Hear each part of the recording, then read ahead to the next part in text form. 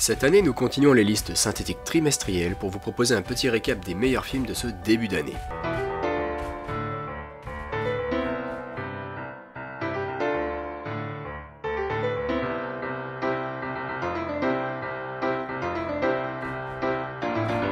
Donc vous connaissez le principe, pas de top en équipe ici, simplement une synthèse de qualité de chaque film les uns après les autres, pas de classement numéroté non plus, simplement une liste par ordre alphabétique, et bien évidemment cette liste n'est pas exhaustive puisqu'il y a très certainement des quelques pépites que nous n'avons pas vues,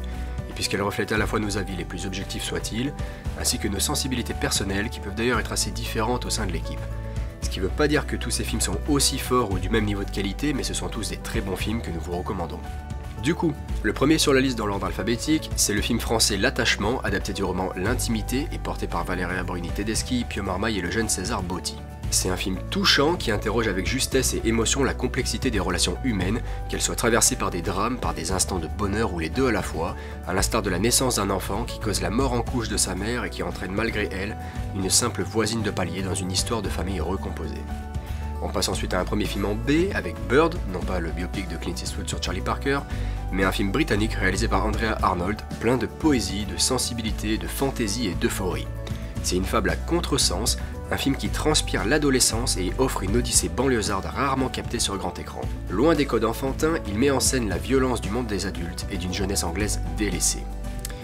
Vient ensuite un film chinois plein de silence et de scènes méditatives. Le film s'intitule Black Dog et rend hommage aux marginaux de la République populaire de Chine, que représente à merveille le personnage mythique de Lang, ex-tolard qui se lie d'amitié avec un chien errant et potentiellement enragé dans une ville perdue près du désert de Gobi. On passe ensuite au film le plus récompensé de cette liste avec 3 Oscars et un prix à Venise, c'est The Brutalist de Brady Corbet, qui nous plonge dans un rêve américain à l'envers. C'est un film long mais sans longueur, divisé en 2 parties avec un entracte au milieu et qui couvre pas moins de 3 décennies sur le destin douloureux d'un immigré hongrois dans une Pennsylvanie en plein boom. Le personnage est un architecte visionnaire au passé indicible qui se voit confier la construction d'un édifice à l'image du film, à savoir hors normes et multifonction,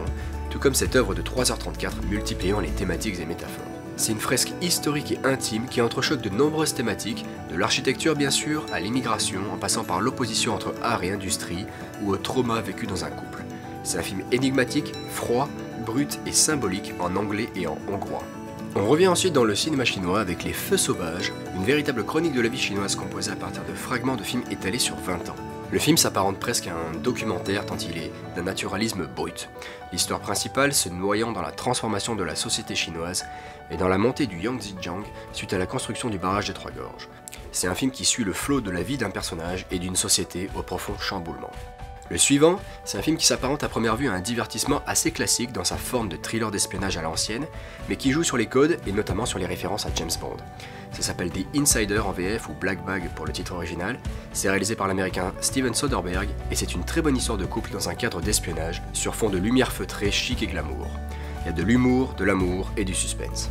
On passe maintenant au film en J avec tout d'abord un autre film à Oscar qui a notamment gagné le prix de meilleur film international pour le Brésil, c'est Je suis toujours là. Mêlant destins intimes et histoire politique du pays en revenant sur les nombreuses disparitions qu'engendra la dictature militaire, le film suit la famille Paiva dans une première partie très musicale et amicale pour d'autant plus faire ressentir le manque et le vide après l'arrestation. C'est une chronique familiale, un portrait de femme et une critique d'un fascisme obscurantiste dont l'ombre est encore présente dans le pays. Ensuite, nous avons Le Jour de Go, qui est un film perpétuant la tradition des films de samouraï dans le cinéma japonais, mais décentrant la violence de l'immense majorité de ces duels, de la lame du katana au plateau de Go. C'est l'histoire d'un samouraï déchu vivant à Edo et fermement attaché à son code d'honneur, quelle que soit la situation dans laquelle il se trouve. Mêlant stratégie du jeu de Go, rivalité clanique et intrigue familiale, c'est un film très réussi et visuellement splendide. On passe maintenant au film en M, à commencer par un autre film brésilien, mais celui-ci non pas sur l'histoire politique du pays, mais sur l'exploration d'une communauté amazonienne peu connue vivant le long de la rivière Tajupuru au nord du pays. Quasi documentaire dans sa première partie, Manas est un film particulièrement délicat et subtil qui resserre progressivement son propos sur un sujet spécifique toujours laissé en hors-champ, en abordant des violences systémiques qui font loi et conditionnent la vie, les choix et les rêves de la jeunesse locale, dans une très belle atmosphère naturaliste, où la beauté paradisiaque du lieu s'oppose à la condition d'enfermement de ces femmes étouffées par leurs forêts et leurs familles. Ensuite, nous avons le premier biopic musical de la liste, et clairement pas le plus classique puisqu'il s'agit du dernier volet de la trilogie de Pablo Larraín sur ses portraits de femmes illustres dont le mythe dépassait l'intimité.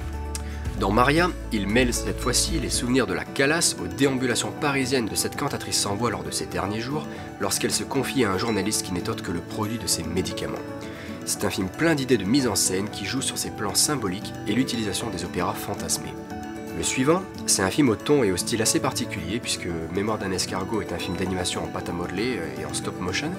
C'est une petite pépite du cinéma australien qui, via le portrait drôle et grinçant d'une jeune femme triste, obsédée par les escargots et séparée de son frère jumeau, nous en apprend beaucoup sur les difficultés de la vie et sur comment les accepter avec philosophie.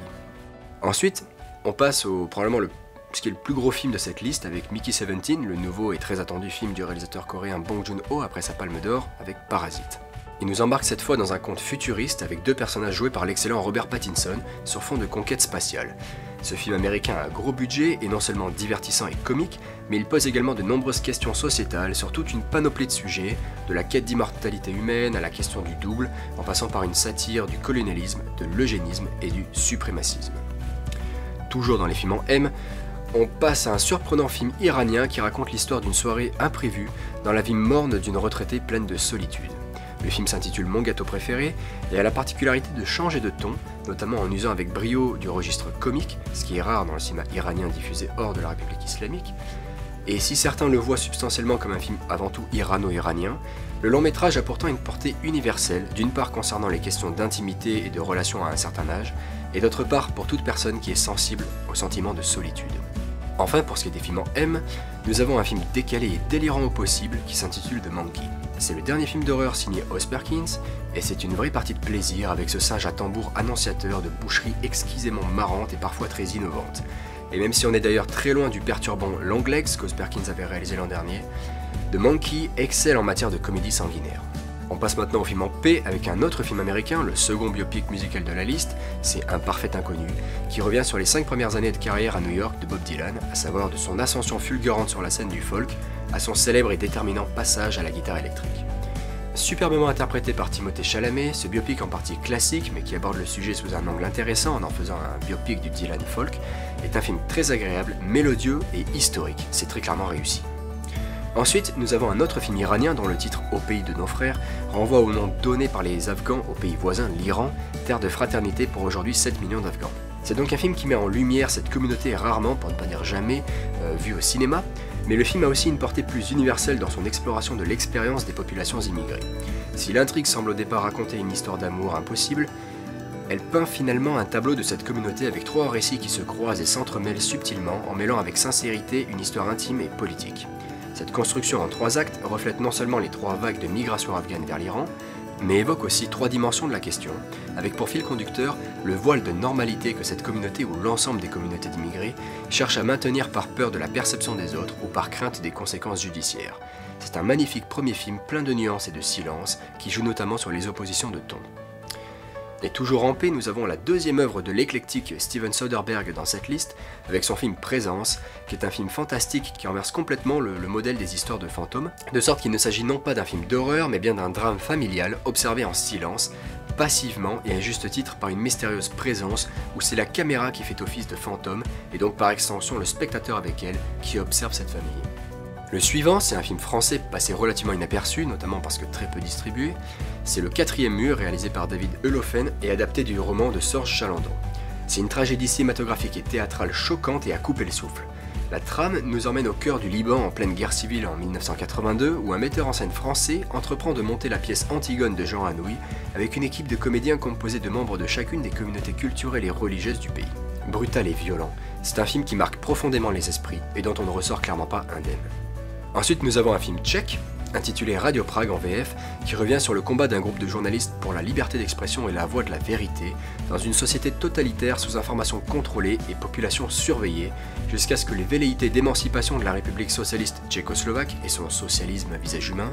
ne plaisent guère à Moscou, aboutissant à l'invasion du pays par les troupes du pacte de Varsovie en 1968.